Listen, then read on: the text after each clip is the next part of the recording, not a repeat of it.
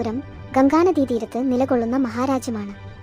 അതിൻ്റെ രാജാവായിരുന്നു ധീരനും ദയാലുവുമായ ശാന്തനു മഹാരാജാവ്. ജനങ്ങൾ അദ്ദേഹത്തെ വളരെ സ്നേഹിച്ചു.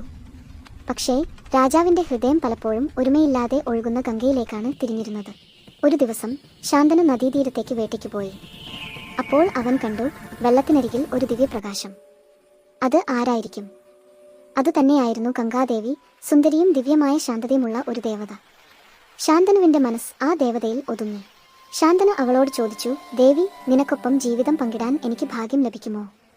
ഗംഗാദേവി പുഞ്ചിരിച്ചു പറഞ്ഞു, ഞാൻ എന്ത് ചെയ്താലും നീ ഒരിക്കലും ചോദിക്കരുത്, വിലക്കരുത്. അതിൽ നിന്നു നീ മാറിയാൽ ഞാൻ നിന്നെ വിട്ടുപോകും. രാജാവ് സമ്മതിച്ചു. ഇരുവരും വിവാഹിതരായി.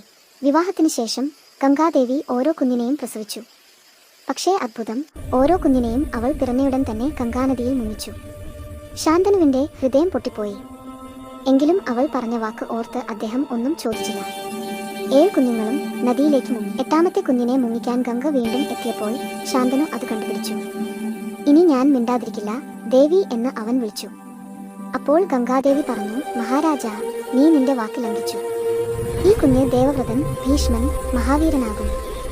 അവൾ ശാന്തനുവിനോട് വിട പറഞ്ഞു. ദേവവ്രതൻ വളർന്നു ധീരനായ യോദ്ധാവായി. അമ്മയുടെ കരുണയും പിതാവിൻ്റെ ധർമ്മവും അവൻ്റെ രക്തത്തിൽ ഒഴുകി. ഇങ്ങനെ ആരംഭിച്ചു മഹാഭാരതം, ഗംഗയുടെ ഒഴുക്ക് പോലെ അനന്തമായൊരു കഥ.